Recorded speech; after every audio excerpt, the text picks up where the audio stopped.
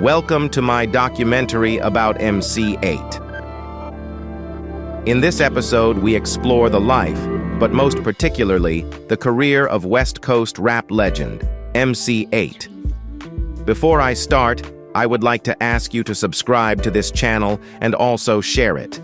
If you think you have people around you who are also as big 90s rap fans like you and me, then you can't support me better at the moment than doing these 2 or 3 things to push me. Everything for free costs you a minute. If you're already at it, you can activate the bell so that you don't miss any video in the future. Eiht, let's go.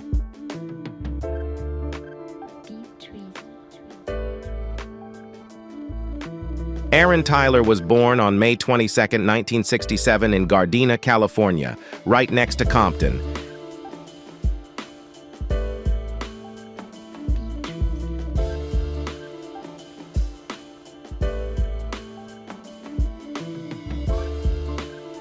He also has a sister. Unfortunately, I could not get any information about whether she is older or younger than him, or what her name is. His father, Joseph, is a Navy Vietnam veteran and has worked at General Motors for decades. His mother, Elizabeth, is an assistant nurse at the local hospital. The little family even has a beautiful home. Joseph is from Tampa Bay. Elizabeth is from Gulfport, Mississippi. In the Steal the Spotlight interview on the YouTube channel, Digital Soapbox Network, link in the description, MC Eiht says that he initially had an even right above average childhood and that he grew up in good middle-class condition until the parents' divorce in 1971. The now single-parent mother is forced to find a cheaper home for herself and the 4-year-old Aaron in Compton. His father still stays in contact and close. But the post-traumatic stress syndrome from the days of Vietnam and his tend to drugs and alcohol reduced the children's visits mostly to the weekends. Also, MC Eiht continues to tell that his childhood still went relatively normal. He even goes to a private school for 6-7 years. His mother saw the opportunity to place him there and used this chance. At the age of 12 or 13, he also tried himself in sports, mainly football, but the streets called, and he ultimately failed to dedicate himself to sports. Some of his friends are Crips, so Eiht is associated with the Crips, even though he's never been a really crazy gangbanger with felonies, murders, and so on. But he represents the color blue pretty often and regularly. Since his mother is a Mississippi native, if possible, they take a trip there once a year to keep in contact with aunts, cousins, and relatives down there. In some cases, the mother also sent the children to Florida by themselves. The main thought was that they could get out of the hood for a while. Aaron has an older cousin there who had to be at least 17, since he already had a car, and therefore he had chicks too. Aaron is always with his cousin when he's in Florida because he's probably the coolest dude in Aaron's eyes. That's how boys are, right? It was with his cousin when he listened to rap music for the first time. It was Run DMC. It's like that. From then on, they went to the swap meet record store more frequently to dig in the crates. Freakazoid, Treacherous 3, Houdini, or Grandmaster Flash. Aaron prefers to spend his pocket money that was meant for shoes or clothes on music. The first record he ever bought was "The Roof is on Fire" by Rockmaster Scott and the Dynamic 3. Since rap, as we know, first came from New York, Aaron only heard East Coast rap with East Coast street stories. Only on the radio station K-Day. He also hears the first great West Coast rappers like the Egyptian Lover, DJ M Walk Scratch, LA Dream Team, or Bobby Jimmy and the Critters. In fact, he got his first TDK tapes in his hood as a bootleg, where local rappers rapped about things that happened in the immediate nearby hood on the top of the time instrumentals. Songs about deals, who the craziest dealers are, the police, and so on. That gave the first real musical insights into West Coast hood life. From East Coast battle rap to MCing, he finally hears artists like Toddy T, Mixmaster Spade, and finally, How Could It Be Otherwise? Too Short. With these first influences, his taste in music quickly takes a solid form. West Coast gangster rap. Aaron and his homie Vernon, aka Chill, form the crew called Compton's Most Wanted, and with the first spliff in the park, with Vernon and other high school homies, they bust their very first freestyles. That same evening, he leaves his lyrical flashes on the sheet of paper. The next day, in the schoolyard, he raps his own lyrics, and he is really well received. This strengthens his musical confidence a lot, and he continues doing it, and he's getting better quickly. Unfortunately, he continues to gangbang more or less and will be put on house arrest for 3 months. He got that famous ankle bracelet that directly triggers an alarm to the authorities as soon as you leave the house. You know, right? Anyways, his mother buys him a drum computer and speakers, so he wouldn't do any more stupid shit during the next 3 months. From there on, he dives into the matter of writing and producing. His homie Chill, who is also his neighbor, lives across the street, and he is in contact with another dude that knows Eazy-E and MC Ren from NWA. That's how Aaron and his friends get connected. NWA already have a street buzz, and they are just making a name for themselves on the streets. This must have been around 85 and 87. Eazy-E and Ren noticed that Eiht and Chill are trying to do something with their raps. To support them, they take the two youngsters to a nearby studio where they sometimes record. The rest is history. The studio dude made a beat for Eiht and Chill. They record a song. The studio dude shows the recorded song to Lonzo, also known as Alonzo Williams or Grandmaster Lons, the label CEO and executive producer of the world-class Wrecking Crew. Through the contact with Lonzo, Eiht then also met Unknown and DJ Slip, which ultimately leads to the founding of the group Compton's Most Wanted in 1988. Compton's Most Wanted consists of MC Eiht, the Chillmick, DJ Mike T and the beat producers, DJ Slip and the Unknown, DJ. In 1993, a subgroup called Niggas on the Run arised. It consisted of longtime friends, MC Eiht, DJ Slip, Boom Bam, and Chill. Since Eiht's grandma had a garage full of records, the crew automatically had access to thousands of songs that would become their potential sampling sources. DJ Slip is included, a true master at the MPC already back then, and is largely responsible for the typical sound that will ultimately define CMW. For example, Eiht makes suggestions for samples, also writes all the lyrics for all of them for the first 3 albums, and DJ Slip takes on the musical implementation. The group basically formed with the connection of Chill and Eiht, and later expanded with the others, until in 1987, their demo Hood tapes went into arrangement, and everything went its way from there. The Unknown. DJ operates the label Techno Hop and mainly releases the hard West Coast gangster tapes to the market, even Ice-T's 6 in the Morning. Yep, so definitely no unprofessional bullshit label here. With the first deal for the first album in the bag, there's also promo tours and flights to New York for meetings with other label executives. While still trying to lead an as normal life as possible, they are continuing to chill in the hood every day, hanging out on the corners. Until some homie catches Eiht's attention telling him that he's getting something done with the music and he's got to kill the gang-banging bullshit around him. Even though Aaron realizes that, he's finding it hard to accept that because he just wants to stay normal for his homies.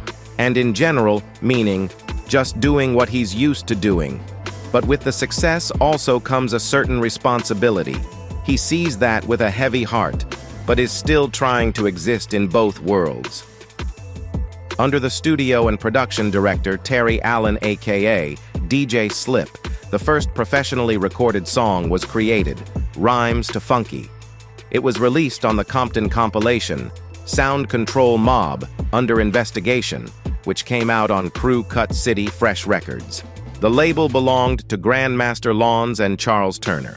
In case you didn't know, World Class Wreckin' Crew was the band in which Dr. Dre and DJ Yella were first musically active in those questionable shiny clothes before NWA. In 1989, the first music video, This Is Compton, finally dropped. However, it is not referred to as a single anywhere.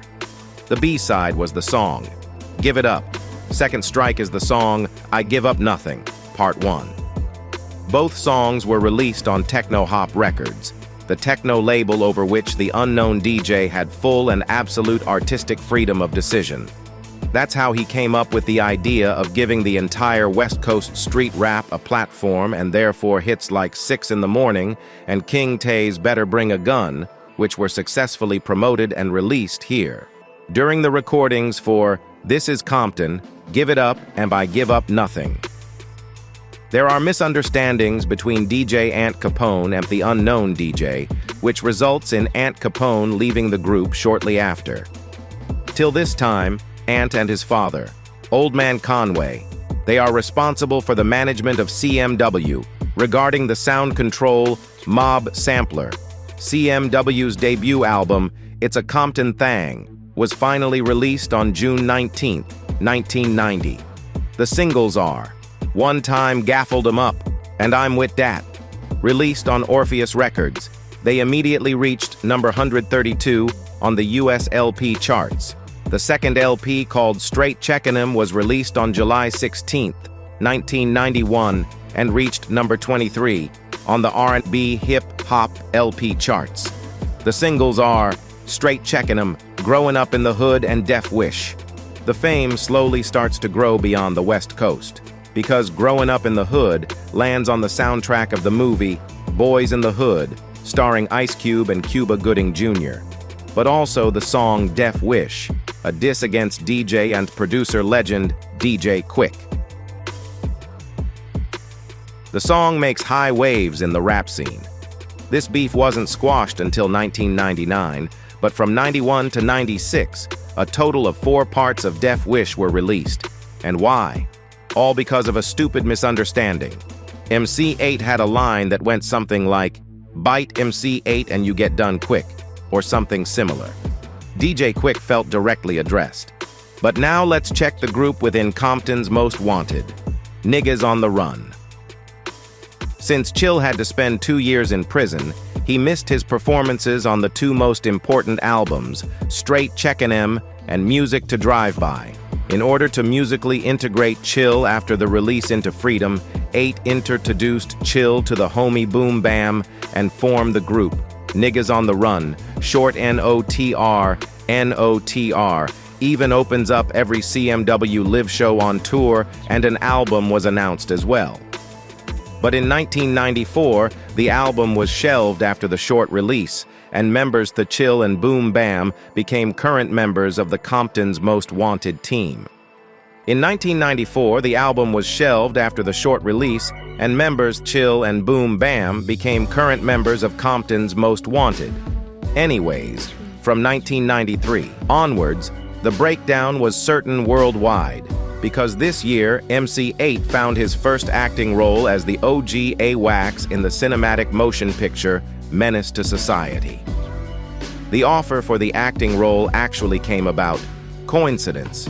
Eiht was just on tour when his manager suggested him to go to an audition of the Hughes brothers, the producers and directors of the movie, who at the time already had produced 2 music videos for Tupac. With Eiht hearing who had already been casted, he had a sense that the movie could get big and decided he was in immediately. Playing the OG was pretty easy to him. He even wears his own home wardrobe in every scene. And he also records probably his biggest hit for the soundtrack, Straight Up Menace. Manager. After now 3 albums with CMW, of which he wrote all of the lyrics, Eiht decided to go solo more or less. But similar to Eazy-E's Easy Does It, Eiht is not really going solo here. Just the presentation points more to him as a solo artist. The albums are now titled MC Eiht, featuring CMW, so the crew is still on board. As much as then, only the name, MC Eiht, is now in the foreground. Strategically clever, because since the movie was so successful, the name MC Eiht now was way bigger than the name Compton's Most Wanted.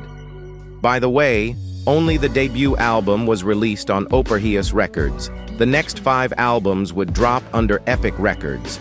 An EP from Niggas on the Run is planned and announced for the beginning of '94, but will be canceled shortly after.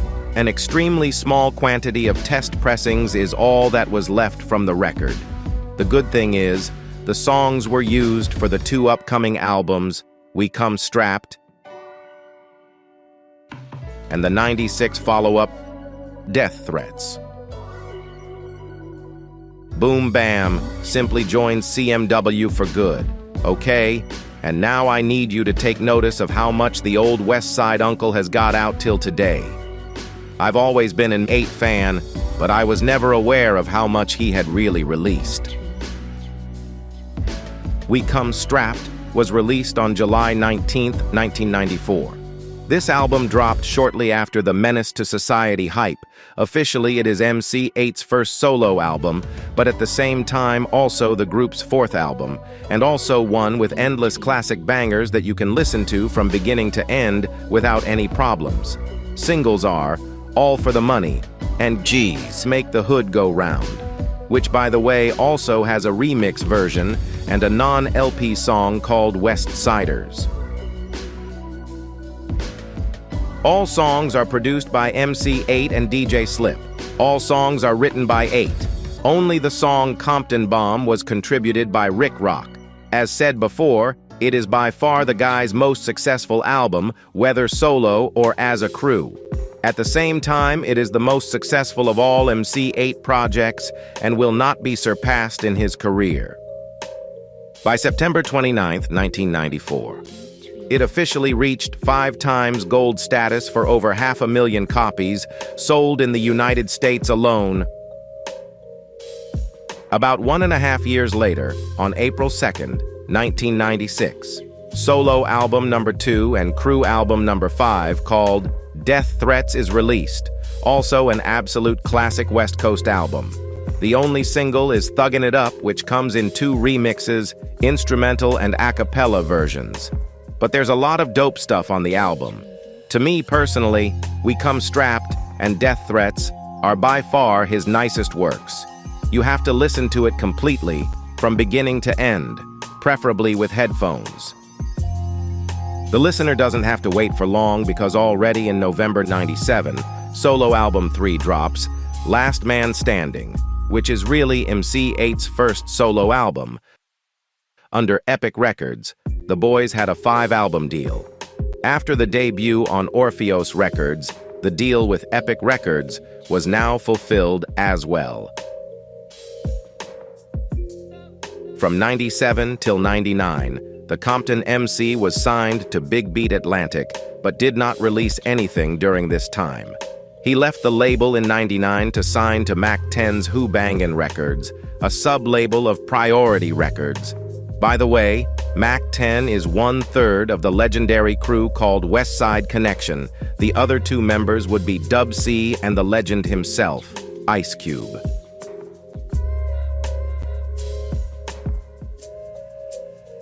Solo album number 4, Section 8, is released on June 8, 1999.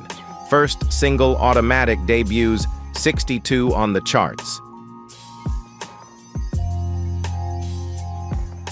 Single 2, Thicker Than Water, is also the single extraction to the blockbuster movie Thicker Than Water, where MC Eiht has another role alongside Ice Cube and Mac 10.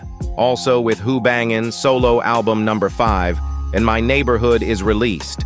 It drops on June 20th, 2000 and peaks at 95 on the top 200 billboards and 23 on the top R&B hip-hop LP charts, selling over 300,000 copies, which is impressive since there was no promo done for the album. Only single is The Hood Is Mine.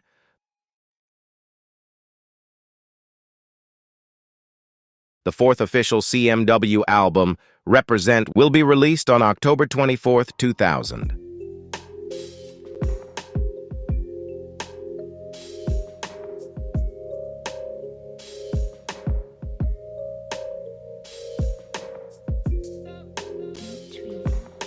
From 2001 till 2003, he jumped from indie label to indie label. Half Ounce, D3 Entertainment, and Lookin' Up Entertainment. On May 8th, 2001, solo album number 6. That's Gangsta is released on Half Ounce Records. It's able to reach Billboard spot number 75. Only 1 year later, LP number 7.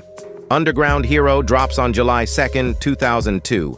With guests like Mac 10, Sticky Fingers from Onyx, Yuckmouth from the Luniz Amp The Outlaws, it peaks at position 54 on the top R&B hip-hop charts.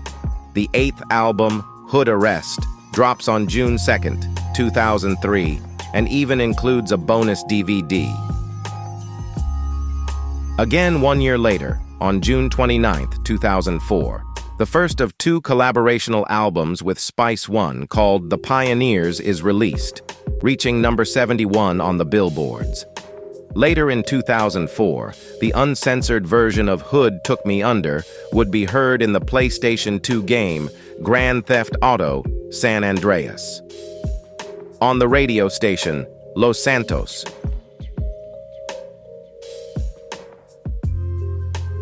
As well as the voice which he provided to the game character of Ryder, which looks just like Eazy-E. Solo LP number 9, Smoke in the City, is dropped less than 3 months later on September 14th. Dude, how many albums has he made? God damn. There are definitely interesting feature guests like RBX, Daz Dillinger, half of the legendary death row duo The Dog Pound, The Game, Young Buck, and Spice One. Studio album number 10 comes exactly 14 days later, on September 28th, and is called Veterans Day. It was released by Real Talk Entertainment.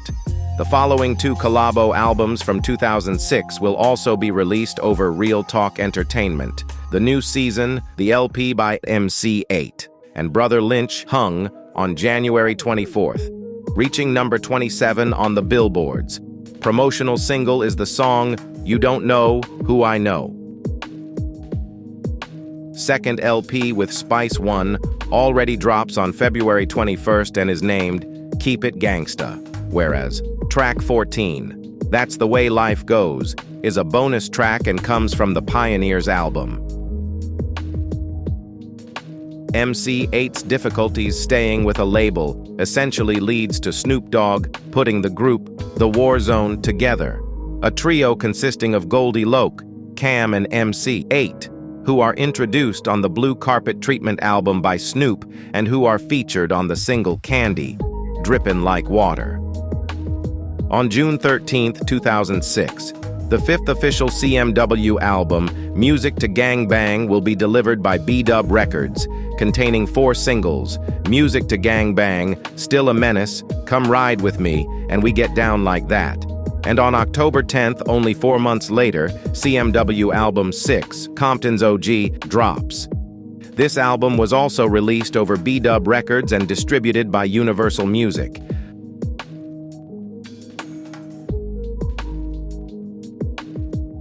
The last CMW LP, so far called Gangsta Business, is released on October 4th, 2019 by Blue Stamp Music, but I'll yet get to the label. By the way, there was also a Best of CMW in 2001. For a more accurate overview of all solo albums, singles, sales, and charts, go to the link in the description. In 2007, the compilation Representin' was released, which is actually just a renamed re-release of the 2000 CMW album, Represent. However, a little time will pass until the next 8th solo studio album,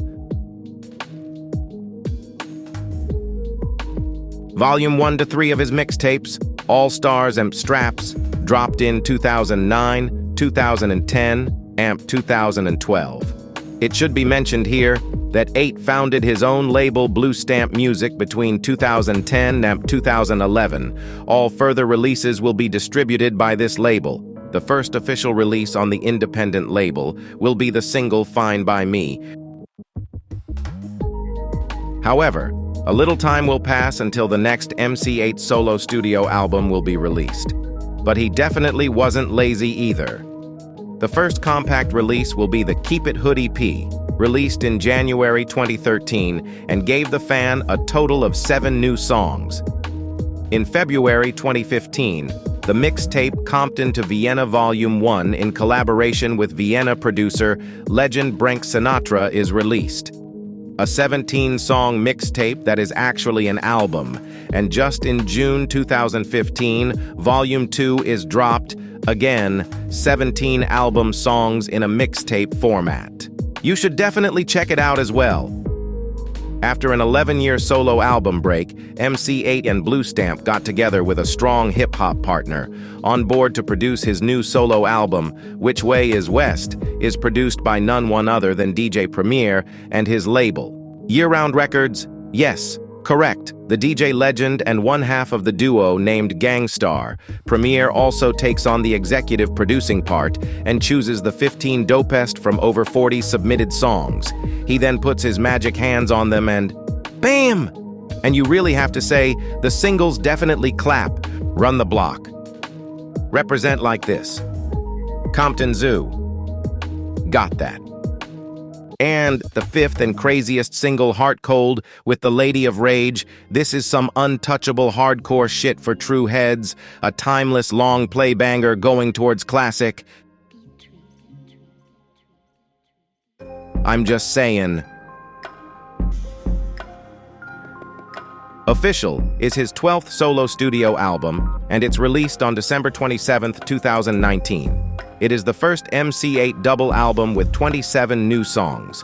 Feature guests are Chill, Exhibit, Cherelle, Problem, Tanigi Star, and James Savage. And finally, on September 18, 2020, the last official solo album of the Compton MC so far drops, called Lessons. To be exact, it is his 13th solo album. It includes 20 new songs by the West Coast legend, working with DJ Premier, Conway the Machine, Dave East, Havoc of Mobb Deep, Talib Kweli, Be Real, Corrupt, and others. The artist explains that the LP reflects his entire journey, the experiences and everything he has learned during all these times, from the streets into the music business. It's an authentic audio biography of his 35-year-long rap career. The first single, Honcho, featuring Conway, drops in advance on August 31st. Dope. Second single is Courted In, featuring Dave East.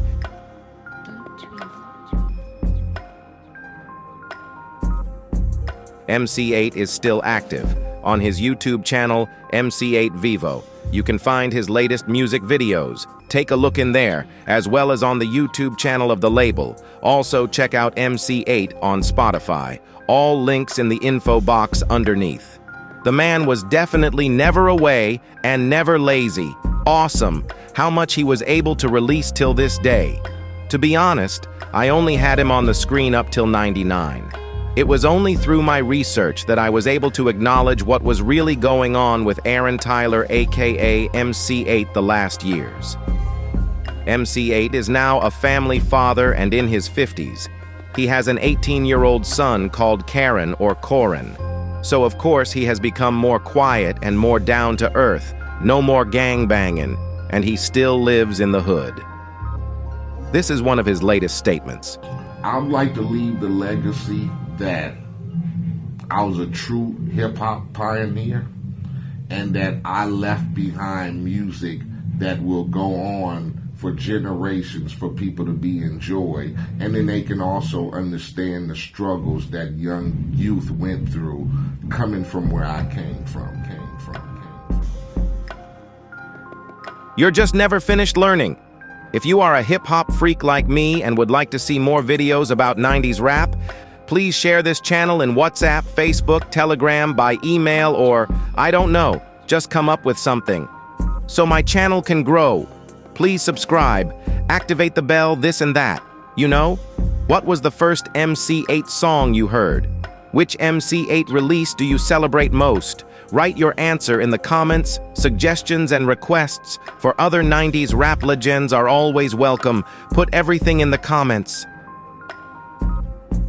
In the next video, I will translate. We will check out the New York MC duo Camp Lo. I hope you like this episode and you reward me with some thumbs up. Until the next video, one love and peace out. Mo Fugga.